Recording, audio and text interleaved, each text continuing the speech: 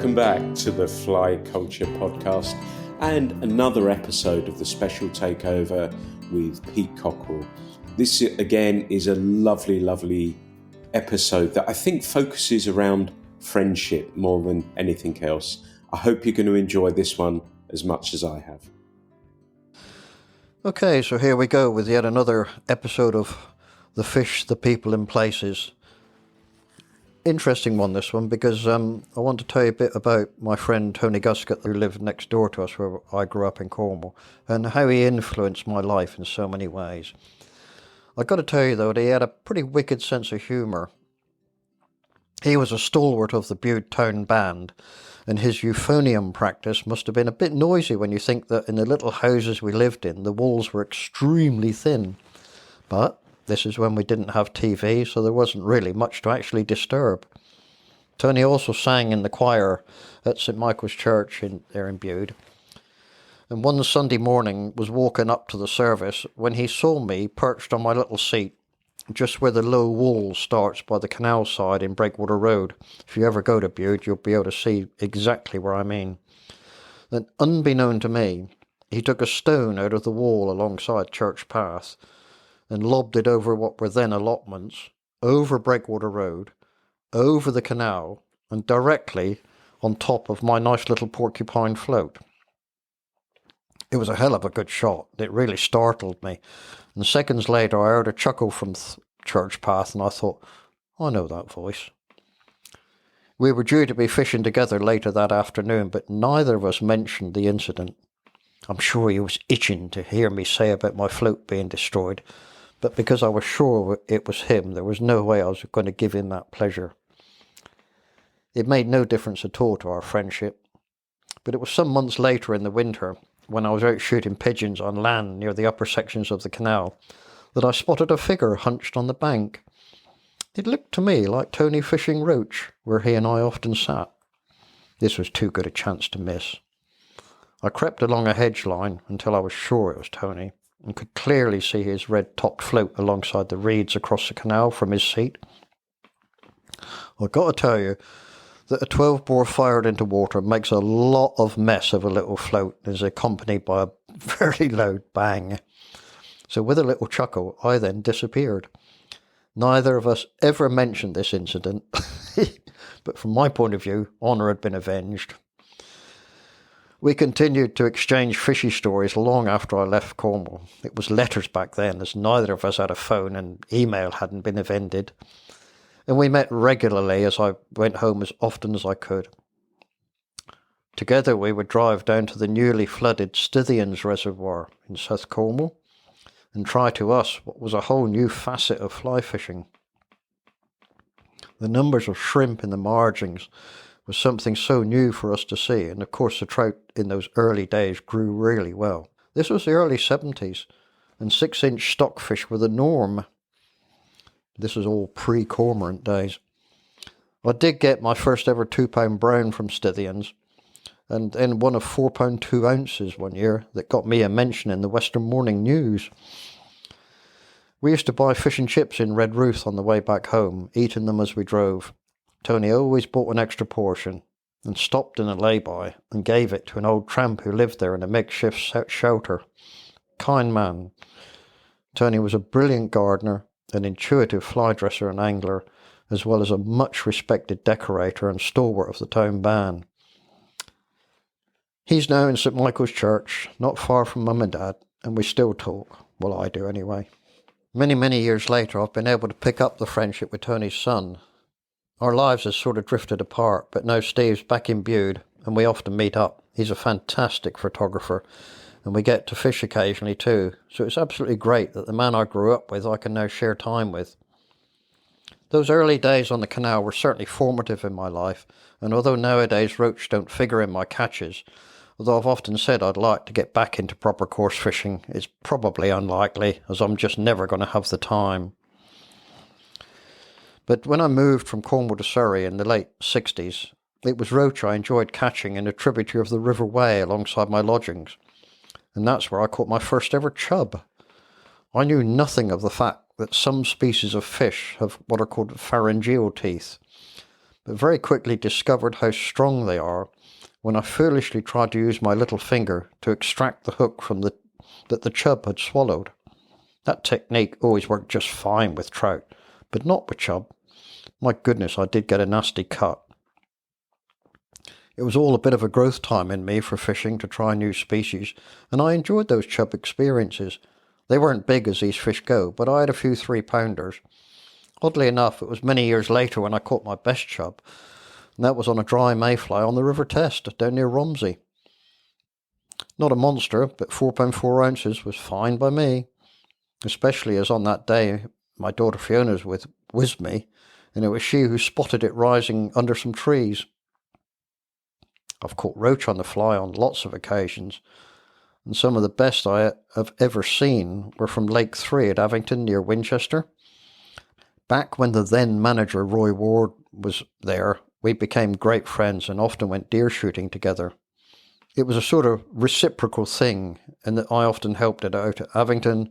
Roy came up shooting in Surrey. I was developing flies and techniques at the fabulous fishery he managed, and we spent a lot of time together.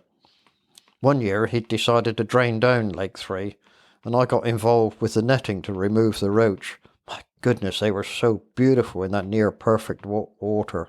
Lots of them were well over 2 pound. Snag was, it all developed into a bit of a farcical event when we tried to catch the eels which were left in the mud after the netting. This is back when eels were very common, and it wasn't at all unusual at Avington to see eels in the 3 to 5 pound range in the lakes. Ever tried to catch eels by hand in sloppy mud? It would have been entertaining to watch, and we didn't get very many, but my God, we did get mucky, not a lot of laughs. Similar fish to roach is a somewhat more colourful rudd. I first caught these in a small quarry just outside of Bude. It was deep and startlingly clear, with a resident shoal of very nice-sized rudd. Occasionally we would make really good bags of them, and then other times we couldn't find them at all. Best as I know, they were introduced to many places throughout Cornwall by Leo Cobbledick, who lived at Bush, not far from the quarry. He was a truly gifted angler, with many great catches of salmon and trout. Although possibly his best achievement is the boat caught record for flounder at 5 pound 11, which he caught off Foy in 1956, and it still stands. His sons went on to become top-class reservoir anglers and won many competitions. Leo was typical of so many great anglers, and that he was kind enough to take me in his car on trips down south in Cornwall to Argyll and College reservoirs. These were the years when car ownership was not common, and although I aspired to a Lambretta scooter when I was 19, it wasn't until I was 22 that I got a car, a 1952 split windscreen Morris Minor. My goodness, no, that's a car. Before I had transport, I did get quite a few other fishing trips by car. And that was occasionally with a strange old gentleman called Captain Archer. He had digs in Bude and drove an ancient green van around the lanes as though he was possessed, and with the assumption that no one would ever be coming the other way. Different times indeed. He had a real hatred of any fish other than trout. Woe betide a grayling or dace taking his fly. It would be instantly thrown over a hedge with much muttering. Now, rather oddly, unknown to me, he had Parkinson's disease, such that his retrieve was really shaky. I didn't know any different, so I copied his odd sort of wet fly retrieve, and to this day I still give my flies a little bit of a wiggle before lifting off to recast. I can't ever recall getting as far south as Argyll with Captain Archer, but that's back when they were trout lakes, browns only and stocked with 6 inchers. One of a pound was very special, but much bigger fish did get caught. Those reservoirs are now turned over to coarse, as is the way with so many former trout waters. One that I learned much of my fishing on was what is now known as Lower Tamar Lake. It's about 10 miles out of Bude. Easy bicycle ride, and just a few miles from Kilcampton, where I was born. Lower Tamar must have been where I really got into lake fishing, and it was here that I caught some wonderful rudd while fishing the trout. 12-ounce brown was a good catch, but the rudd often approached 2 pound and were excellent fighters. It was this lake where we took thousands of small rudd to restock the canal at Bude, and also used the small ones as bait to night fish for eels. These were great times in the early 60s, and that's when I had my best personal eel at 5 £8. The interesting thing back then was that we would get runs which never stopped, and no matter how we tightened up or struck, there was nothing there. Now, eels always run off a little, then turn and swallow the bait before moving off again. So to solve it, I put a line of small trebles along the flank of a 4-inch rudd, and that's when the culprits got caught. Believe it or not, but they were 10 to 12-inch long browns. And there we were, wistfully thinking that we might one day hit a really big brown. Truth, of course, is that they weren't there. Although there was no good reason why just one or two might not have fed on the multitudes of rudd and made a decent fish. Even when Lower Tamar Lake switched over to coarse fishing, nothing of note was ever caught to suggest that there might have been browns which had turned to a fish diet. The lake, though, did provide us with several thousand small rudd, which went into the canal as part of our restocking campaign, along with fish from all sorts of little farm ponds, mostly roach, but we also had a lot of wonderful dace from the old canal, which used to go from Tamar Lake to a water treatment works many miles away. That's all gone now. But my goodness, we did used to have some fantastic dace catches in the winter when they shoaled up. Occasional trout too, and some surprisingly big eels from time to time. They were fun on light float gear. The canal developed really well, and the club soon had enough money to buy the first ever carp, tench, bream and perch to be stocked into Cornwall. You might not believe that, but that is dead true. Nowadays, it's an extremely popular venue with visitors. It was myself, Tony and Chris Leach, along with a few others, who were integral in starting the club. More than 50 years later, and the only survivors of those early days are myself and Chris. That's a bit of a time ticker, isn't it?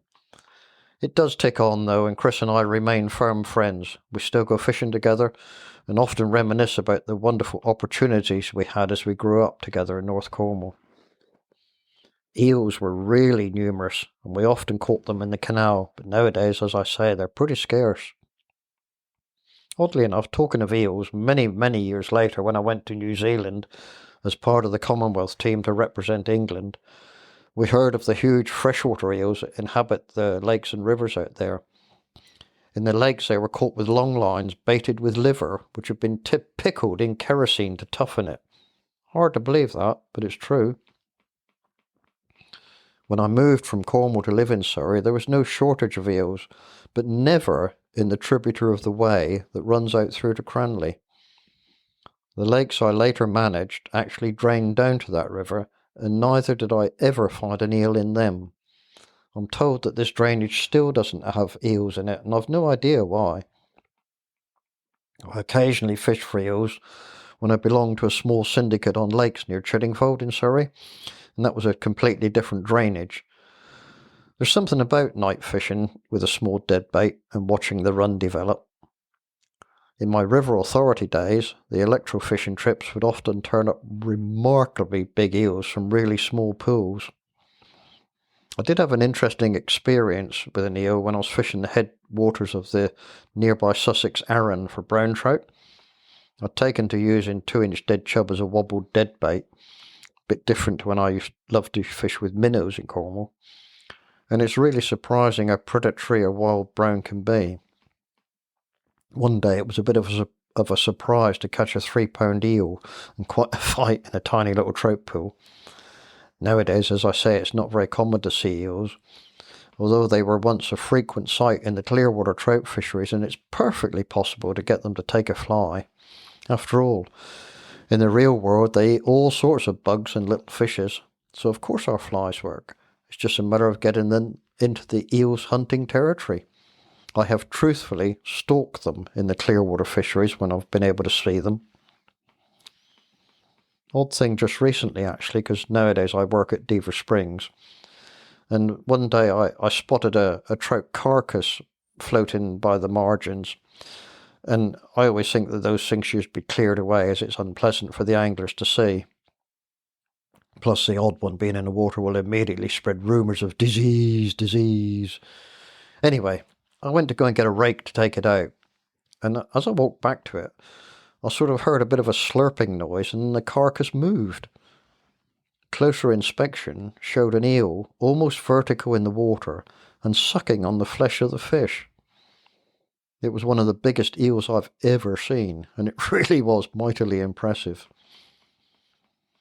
Back in the 80s, when I was helping out at Avington, the key to knowing when the trout were ready to be stripped was when eels would be seen all over the bottom of the stock ponds.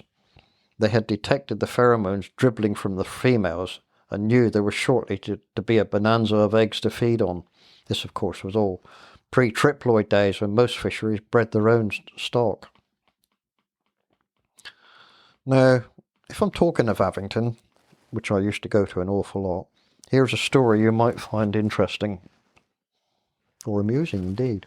It's a few years back, and I had pretty much free rein from Trout Fisherman magazine then, and it's when the fishery was rearing its own stock. Roy Ward used to breed his own.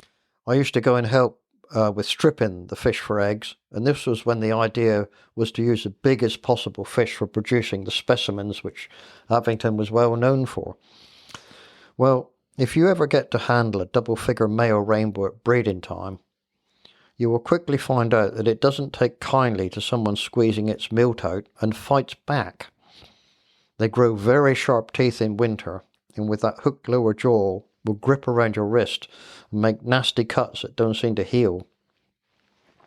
Different world nowadays, because the trout farms use small, feisty, sort of what we might call male fish, but they're actually known as reverse cocks, but that's another story.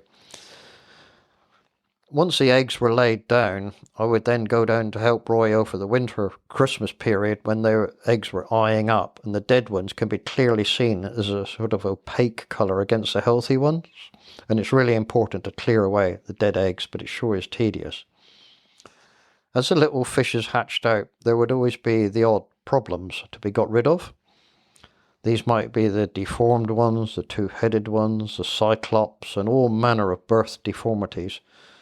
It was while doing this that a germ of an idea cropped up, and I searched for and then photographed a couple of fry. We then ran a magazine feature about the fact that anglers are forever complaining that trout don't rise like they used to, and despite farms sometimes only feeding with floating pellets, the fish still stayed deep and didn't rise. However, some farmers had noted that a few fish would always be feeding off the top, so these were selected out and bred from. Over a number of generations, it became clear that these selected fish were more inclined to feed off the surface, and because their eyes seemed to be slightly higher on the head than with a normal trout. So to prove this, we published a photo of a couple of fry I had found, which had their eyes nearly on top of the head instead of either side. To finish off this piece, I then said that the farmers were now working on rearing some of the trout, which were occasionally born with two heads, on the basis that this would increase the chances of at least one head taking the fly on offer, and thus improve catch rates. The feature went out in the April issue, and amazingly there were loads of inquiries to where it was possible to buy these surface-feeding trout. It was all a scam. But it reminded me of another feature where I used the Mr. Men characters and attributed angler behaviour to the likes of Mr. Grumpy, Mr. Greedy, Mr. Mean, and a few others. That struck a chord with fishery managers who all seemed to be able to identify their anglers, and I saw those magazine pages posted on quite a few fishery office walls. All these things are fun to do, and go along with my philosophy that it's better to be the butt of humour than to be thought of as a pompous know-it-all. Mind you, my easy-going way was used to catch me out beautifully once. There was a time when there was a body called the Association of Stillwater Game Fishery Managers, and I took a very active part on it, serving on the committee for many, many years. until it gradually disbanded as the era of social media took hold. Our meetings were held at Packington Hall in the Midlands, and Lord Guernsey, the 11th Earl of Aylesford, was president. He was an active member and hosted the annual conference. At one of these, I somehow was volunteered to present a piece on modern communications as a benefit to fishery management. Bit of a problem, really, as I hadn't got a clue about what all it was about. And it was the time when mobile phones were just about to become commonplace, but I hadn't used one yet, let alone owned one. However, somebody kindly loaned me a phone to show while I was up on stage doing my bit. That seemingly innocent gesture was a cunning plan which I knew nothing about. Partway through my presentation, this phone rings. Thoroughly puzzled, I answered it while apologising to the audience, who seemed to find it incredibly amusing. The caller was asking about the fishing thereby at Packington where we were, and I somehow blustered through it before trying to resume talking semi-sensibly. Minutes later, this damn phone goes off again, and now it was someone wanting to know when I was due to finish blathering, as they wanted to arrange the afternoon tea break. That's when the rear doors to the hall opened, and in came Jean Howman, our then secretary, holding her mobile. Cue for much more hilarity, as it seemed everyone except me was in on the stunt. Simon Barnes from Drummond Fish Farm, John Parkman, who ran Bayham Lake, and Ned Kelly from Duncton Mill were absolutely delighted that I had fallen for their little scheme.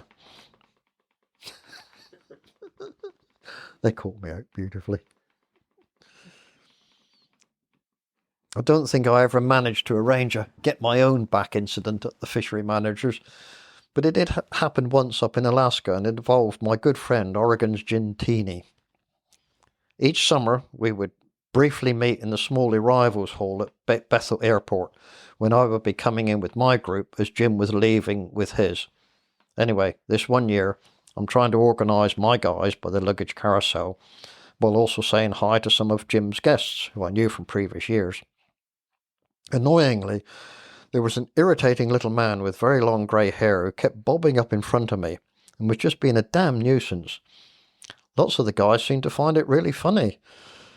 It was only when this character whipped off his cap and wig that I realised Mr. Teeny had caught me beautifully.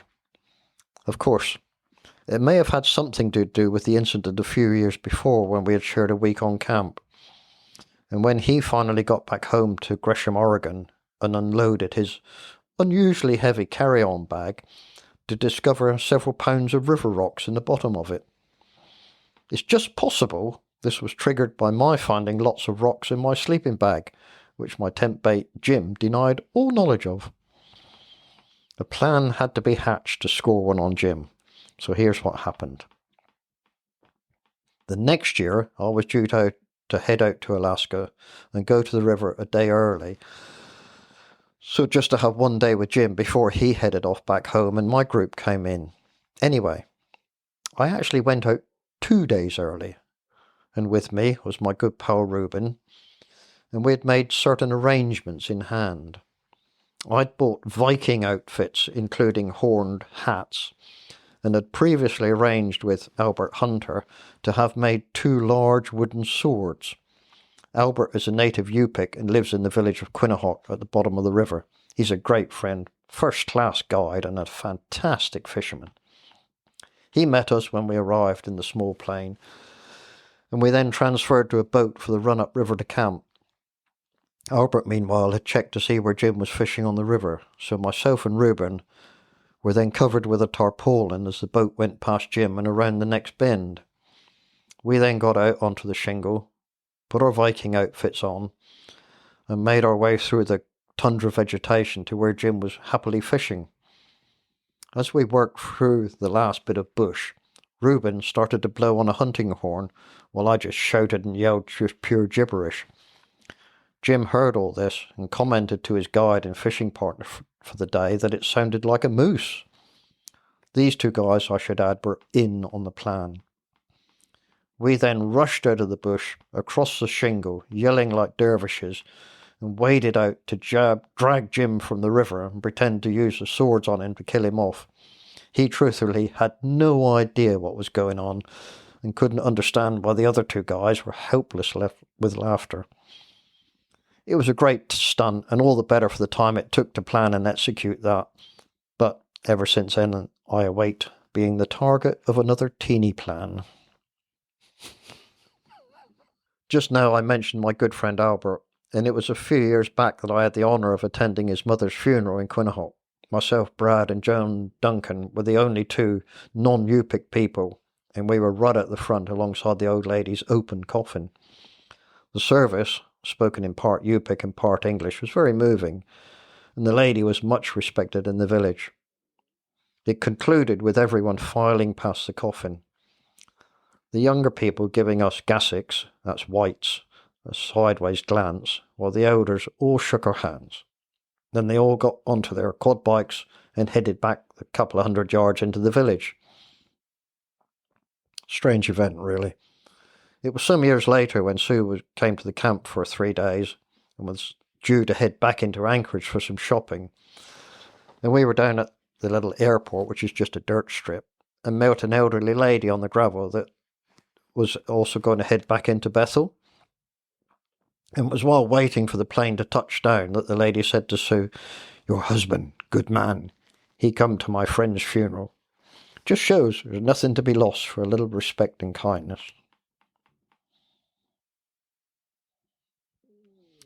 It's a funny thing that friendships in fishing are frequently of very, very long duration, but can also happen unexpectedly. One year, I was due to be out on Kodiak to fish for steelhead, and I was paired up with a man from Colorado.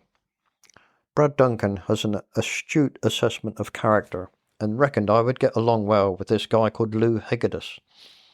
I'd only ever briefly met him and was slightly in awe of this very tall Professor Emeritus of Chemistry.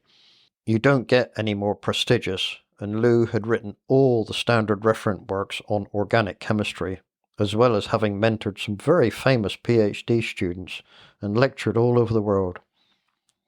On Kodiak, you fish as a pair along with a guide, and the trip involves a lot of hiking. Lou had what I would jokingly refer to as 7-league boots, because his long legs simply ate up the ground while I plodded along behind. He always carried a camera with a big lens that he really loved to photograph all the different birds that he could. This one day I spotted a couple of bald eagles around their nest, and the location looked like it would make a bit of a good shot, really. It was quite a hike up a side valley to get there, and we did it. And that was sort of it. We became friends. So much so that we arranged trips together for many years, and Lou would often fund me with what he called one of his fishing scholarships. I truly did get lucky to be friends with him. We were once fishing the upper part of the Rio Grande on Tierra del Fuego, out from Cameron Lodge, which is on the Chilean side of Tierra del Fuego. And as you might know, down here in the southern hemisphere, the winds are usually somewhat intense and utterly relentless. It was on one of these really wild and blustery days that I tried to signal to Lou that he should come to where I was standing beside the river. It took a bit, as I didn't want to shout, and eventually he plods up to me. I hadn't moved at all, and my 15-foot spey rod was pointing down to the reeds. I said to Lou to follow my rod down and look at the tip. His beady eye would often look at me as though I was some sort of idiot, and this was happening again. Until that is, he finally spotted that my rod tip was resting on the back of a small brown bird which was hunkered down in the reeds. Quite how I had spotted it, I don't know, but it meant that Lou got his picture of a Magellanic snipe, and things were pretty good. He really wanted a picture of an austral parakeet, as the parrot family were one of his favourite subjects. One day we heard a group of them in nearby woods and thought it would be a good idea to try and find them. Well, believe me, the woods on Tierra del Fuego are mostly Notophagus, the southern beech, and are incredibly dense, such that it was simply impossible to walk in more than a few yards because of all the brash on the ground. Seemed like a good plan, but that picture had to wait for another occasion. I got many stories to tell about Lou, and he reckons that all of his near-death experiences have involved me in some way or other. It's true, there have been a couple of incidents. One was on Kodiak, where we were trying to cross the Carlock and very nearly got swept up our feet. It's only a few feet deep on the Carlock, but incredibly fast-flowing over big, slippery boulders. I don't understand how some people seem to be able to wade as though they're stuck to the bottom. But that's what saved us, or rather me, as Brad Duncan spotted our predicament and waded out to get us back to safety. It meant that I was suspended between Lou and Brad with my feet off the bottom while they struggled to get to shore. So that was incident number 1. Now, here's another wading incident on Kodiak, but this time it concerned my biggest ever steelhead. This time my guide was Washington's Kirk Fitzer. Extremely good angler, very competent guide, and truly excellent company with a marvellous sense of humour. I was working my fly through a quite shallow area, which is big weed beds and then little bare areas of gravel. It was a favourite area for me to catch what we called one-salters. These were steelies on their first return back to the river from the ocean, and typically around 3 to 4 pounds. Anyway, I lifted into one take and immediately knew I was in trouble as I saw the huge pink and silver flash and knew I was out of my league. Kirk was upstream and within shouting distance, so he quickly came down to me. I said, I just want you to see this when I tighten up, because the moment the fish is hooked, it's just sitting there at the moment, but as soon as it's hooked, it's going to take off. And that's exactly what happened. The steelie jumped and headed downriver at high speed. Kirk grabbed my arm and we stumbled through rapids for at least 100 yards before the fish slowed in a deeper run and I could get a bit of control. I would never have been able to follow that fish on my own. Eventually, we taped it out at 36 inches with an 18-inch girth, my biggest ever. Got a quick picture and away it went. And that's when I found that the dropper fly was missing. I guess it had snagged a rock at some stage in the battle, so I was pretty lucky there. Kirk was one of the Duncan guides who came over to England to stay with us for a week. It was a sort of payback for their kindness to me out in Alaska, and such a pleasure to show them somewhere totally different to the USA. I'll never forget going shopping with Kirk to get something for evening meal. We popped into a butcher's in Godalming, actually, in Surrey, and I asked for 2 haggis. And I'm pretty damn sure he'd never seen anything like that, because his comment was outstanding. He said, "Are we really going to eat tumors?" Not easy to answer that one.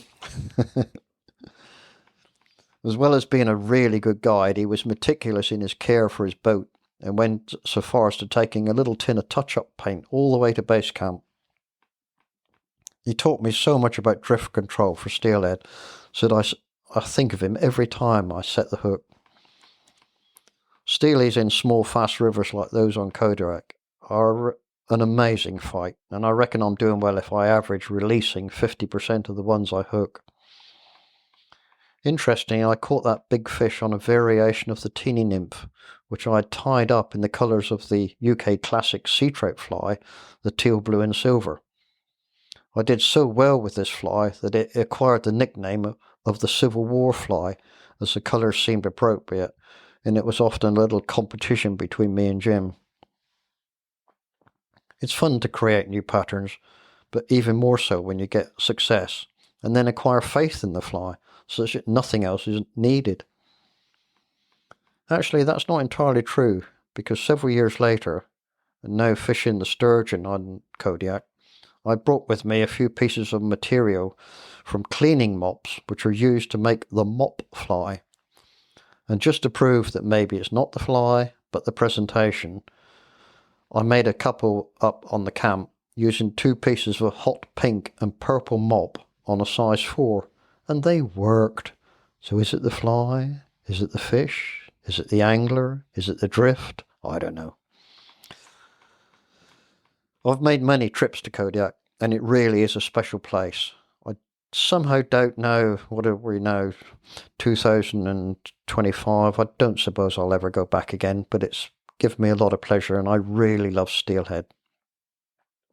possibly been a bit stubborn in latter years in only using the Civil War fly teamed up with an egg pattern, but it catches me as many as anybody else. My Suze has been to Alaska 5 times. She's not really a fisher, but does love the leopard rainbows, and will catch a couple, then be done for the day. She's had chum, sockeye, grayling and humpy, and a dolly, that's a char, that was equal to the best I ever caught off the connect dock at 27 inches.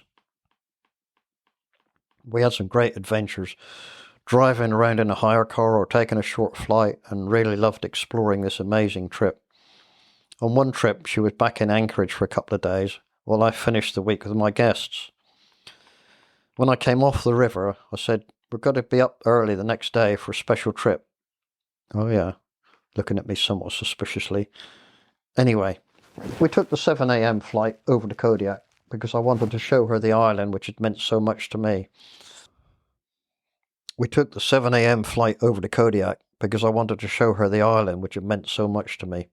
I'd hired a car to look around the place.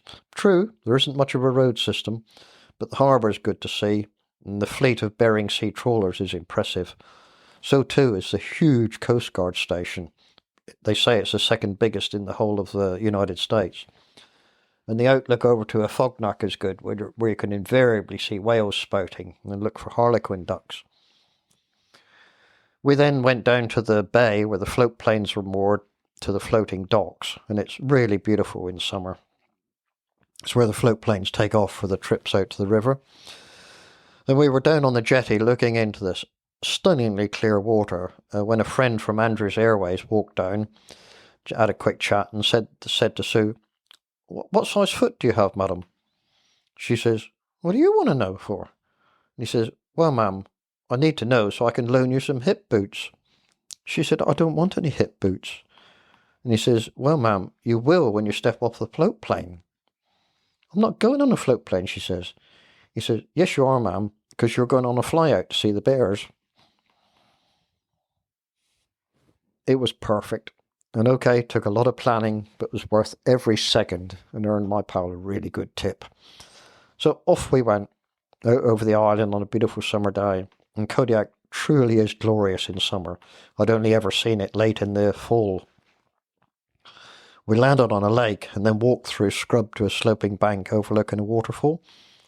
It wasn't too long before 3 furry heads appeared among the bushes, and they made their way down to the water and gave us a fabulous time just watching them, catching sockeye and generally playing around in the water. A couple of other bears came along, and it really was a great experience. So it was then the float plane back to Kodiak City, nice evening meal, and then the 1-hour flight back into Anchorage. Amazingly, that evening we switched on our hotel TV, and American channels, there's hundreds of them, and the purely random channel was showing a program about a Coast Guard officer retiring. He was being treated to a fly out by his colleagues. It was a Coast Guard officer on the same base we'd seen earlier, the very same float plane, and the very same location with the bears. Now there's a creepy coincidence. If ever you go to Alaska, the bears are a must-see. And although in my many, many years out there in the wilderness, I've seen quite a few, but there's not much that beats going to Brooks Falls. It's a location out on the Katmai Peninsula where the iconic Alaska photo is taken of a bear on a waterfall catching a salmon in its mouth. I've been there 3 times now, twice with Sue and other friends. And it really is a fantastic day out. You're on platforms looking directly to the falls, and there's bears everywhere. Some might think it a bit touristy. Believe me, it's wonderful, and I'd gladly do it again. There are some fantastic rainbows around the Brooks Falls area, if you look at carefully in the water. And of course they are there because of all the spawning sockeye. It's perfectly possible to fish there, and many people do. But you do need to be a bit aware of the bears because they too are fishing. There's lots of bears, and although there are some fantastic rainbows there, I think I'd prefer to fish for them elsewhere. It's real interesting, well it is to me anyway, that if you look at the whole of the southern and west side of Alaska, then the true migratory rainbow, the steelhead, occurs right up past Kodiak and onto some rivers on the Aleutian Islands. You get a little bit further up and around and into Bristol Bay, and in the first rivers, the rainbow there mostly follow the first of the sockeye salmon runs. So they end up in the high tributaries or through into lakes, where they feed heavily on the eggs of the spawning fish, before dropping back downriver to switch to feeding on flesh from the dead salmon. Incidentally, did you know that sockeye principally only occur on rivers which drain via lakes? Anyway, so in the lower parts of those rivers, in the southern end of Bristol Bay, there are very few rainbows from July onwards, as they have this sort of semi-migratory pattern of behaviour. However, get a bit farther up north into Bristol Bay, let's say to the Good News and the Connectoc, and here the rainbow mostly don't follow the salmon and can be found throughout the river all year.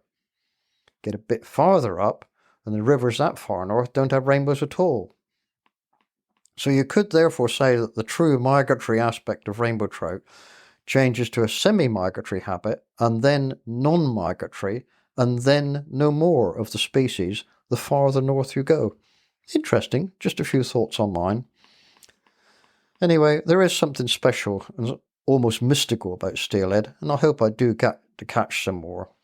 Those Kodiak trips have been the cream, and I really have had some great years, but I've had a few of these beautiful fish in Oregon, some in British Columbia when I went out from Belle 2 Lodge, and then in rivers flowing into Lake Ontario when I had a trip to that area while staying with another guide friend.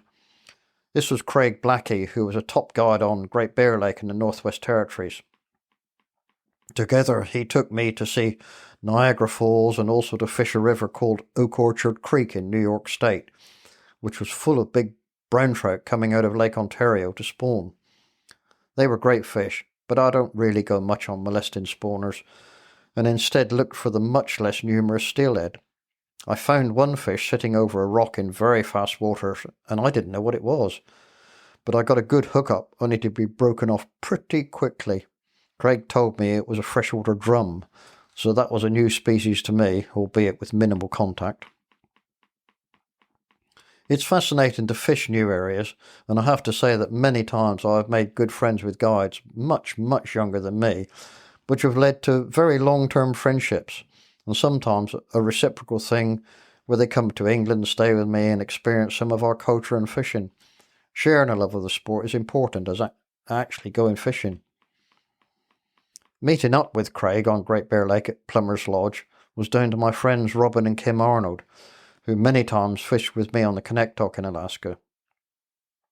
We each shared a passion for grayling and often talked of the possibilities of catching a really good one. Typical of Robin, he then researched options and finally settled on Great Bear Lake as being the place where most of the IGFA records had come from, fly and spin gear ones. It did make sense, and because he was and is a world traveller, he had a stack of air miles, which he very kindly used to fund my flights for our first ever trip there. So before long, the three of us were en route to Great Bear, via Winnipeg and then Yellowknife before the charter to the lodge. All of it is tremendously exciting, and the approach over the lake is magnificent. Bear in mind, Great Bear Lake is the 9th largest lake in the world, and it's very, very close to the Arctic Circle. So coming in over this vast lake towards the lodge, it's very impressive until you see the 5,000-foot dirt runway, which looks pretty puny in that vast landscape. The plane comes in over the water and touches down on the gravel with a bit of a thump. It's quite an experience. The lodge, the cabins, the food, the people, they're all first class, and the fishing, wow, it's world class. Not for nothing is Great Bear the home of the lake trout record at 72 pounds. This huge predatory char reaches an immense age in these northern lakes where it feeds on ciscos and grayling, as well as its own kind. Although I'm not into trolling, it's not a style of fishing I enjoy, it's the accepted way to search out these fish, and I'm told that on occasions a big one has taken a smaller one that's already been hooked and is being played. The majority of the anglers to Great Bear are into trolling for the Lakers, and very few have any interest in the grayling. other than to catch some for shore lunch, and they usually do so on spinners. We were mostly the oddballs to fly fishing, and only for the grayling. However, the lodge does have another option, which is the fly-out trip, using an old DC-3 plane to go north over the tree line and onto the Tree River, which drains direct to the Arctic Ocean. The Tree holds the world record for Arctic char at 32 pounds, so we had to do the 2-day trip and try for them. It's a short river with impassable falls for migratory char about 2 miles up the river, but nevertheless supports huge numbers of these fish, and they're incredibly beautiful in their spawning colours. The river is really rocky and violently fast. It sure isn't the easiest to fly fish, but goodness me, those fish. Up towards the falls is a beautiful pool known as the Presidential, because it's where George Bush fished. That's the original George Bush, not his son. And there's even a brass plaque set into a rock to commemorate this event. I've caught char in Iceland, lots in Alaska, and these up here are huge. On my second tree trip, I had a 21-pounder. It was incredible. There's an extra thing you can add to the tree experience, and that's to go down to the mouth of the river and take a swim in the Arctic. Do it, and plumbers will give you a commemorative t-shirt. Guess who doesn't have one? My most memorable experience on Great Bear remains as one evening on that first trip when we, that's myself, Robin and Kim, were fly fishing at midnight. It's never dark up here in July, and listening to wolves howling on the lake shore. On that trip we caught fantastic grayling, which are truly beautiful in that startlingly clear water. Our biggest were around 2 pound 12 ounces, and somehow in that first week we also fitted fly-outs to the Sulky and the Horton. These rivers were totally loaded with grayling, and you can catch them to your heart's content. Fantastic fish in huge numbers, grayling heaven. This really kicked off a stage in my lifetime story, which is all about grayling and my search for the really big fish. So the next episode will tell you all about that. The Fly Culture podcast is brought to you in association with Fly Culture, a quarterly published magazine owned and run by fly anglers. When it comes to fly fishing, we've got you covered.